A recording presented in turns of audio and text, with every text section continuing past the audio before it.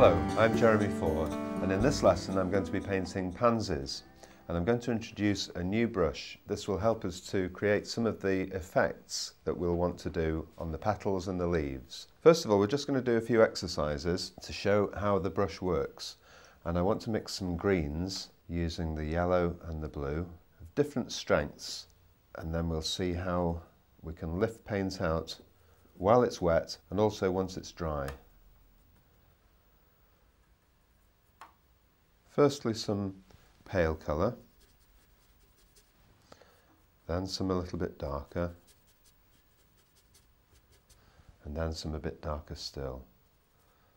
For a nice dark green, I'll use mostly blue, a small amount of yellow,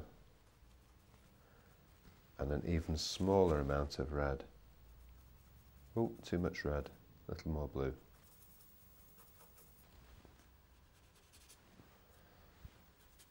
Now those colours are still wet, and while the paint's wet, get the flat brush. This is called the flatmate, it's a 1/2 inch flat brush, and just remove some of the water so the brush is damp, and using the end of the brush just see how some of the paint comes off.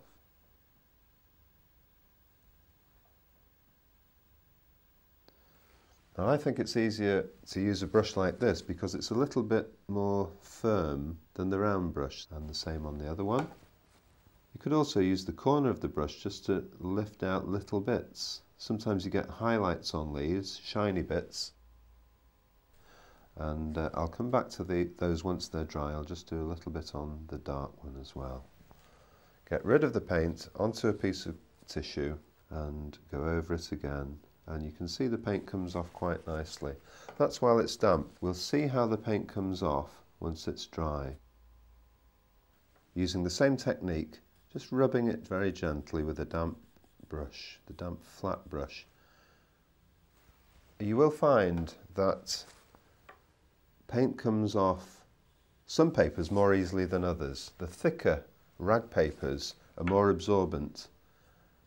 They have a certain amount of rag or fabric in them when the paper's made, and they're more absorbent. The paint doesn't come out quite as easily on those, but on most papers you can lift colour out even when it's dried.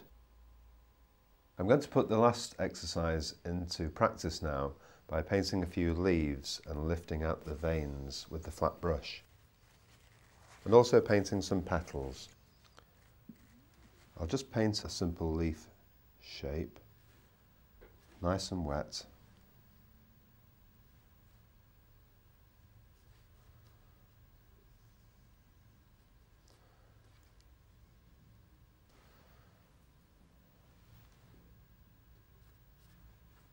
The pansy leaves have little curved edges to them, so I'm just moving the paint around while it's wet to make the curved edges a little bit. And I'll drop a little bit of darker colour in just to give it a bit of variation. There and there. Now if the paint doesn't move very much, I'll just tickle it around a bit and encourage those two colours to mingle. Well, I'll take some of the colour out while it's wet or near the top, as if it's catching the light there.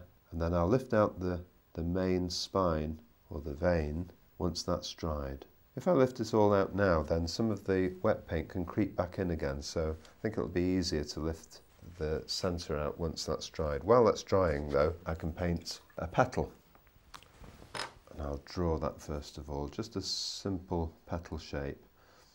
Now that could be an ordinary petal, but if it's slightly bent over, then I'll make that straight where it's folded and draw the edge as if it's folded over.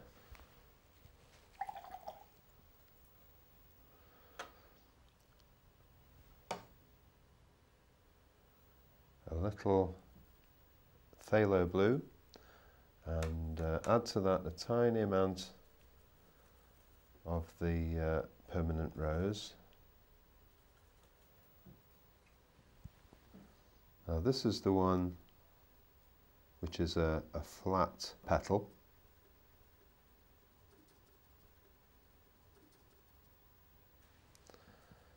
And this is the one that will be bent. It doesn't look bent at the moment, but it will in a minute.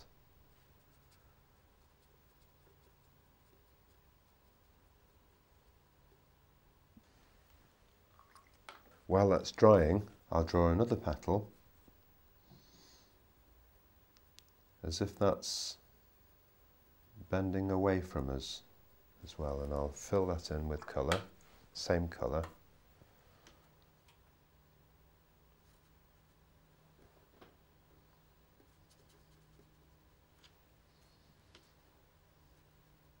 And using the flat brush again, damp, not wet. Remember, if it's too wet, you can get cauliflowers or blooming. And where the bend is, the highlight, where the light's catching it, just lift out a little bit of the paint. And that helps it to look as if it's slightly bent. It might just need a little bit of stronger colour on the edge. Now back to the fold in the petal. If I just darken it immediately under the fold there with the paint, and then get rid of the paint onto some tissue, clean the brush, and using a damp brush, soften that edge. That helps it to look as if it's bent over. Maybe just a little bit of darker colour. That's one way of doing it. Another way of doing it, if I take this flat petal, now we'll just have a little tip on that, just as if the tip's bent over. Another way of doing it is to wet that area first of all, and then drop the colour in. Only wet up to the line though. And quickly, before that water has a chance to dry, drop in the darker colour right under the edge. Some of you might find one way of doing that easier than the other, but try both and see how you get on.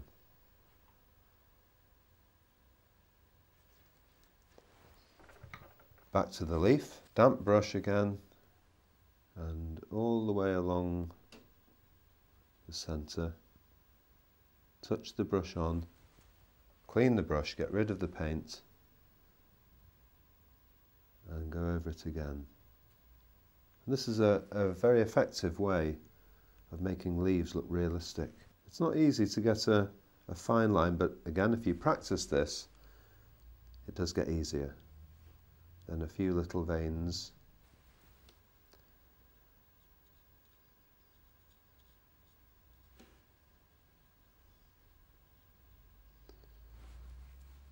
Using the very tip of the brush.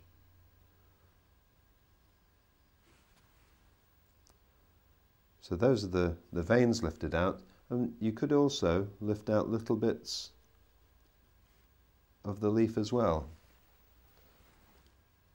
But try it and see how you get on. There we are. Okay, a simple pansy then, using some of the techniques we've learnt so far. First of all, I'm going to draw a pansy shape.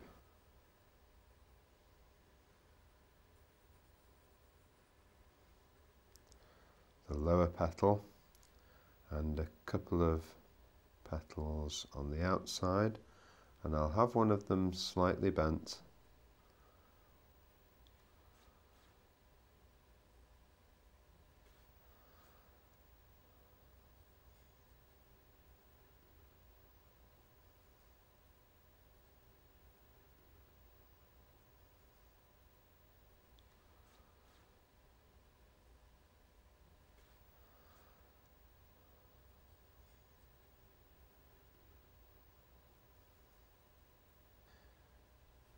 If you don't have a flower to work from, you can always use a reference book or a seed catalogue,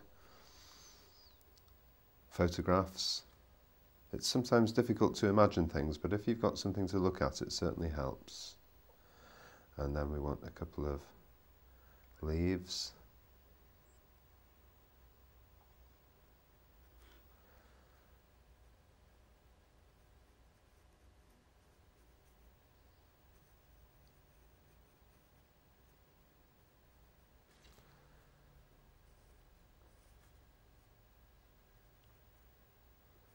this leaf is going to be slightly bent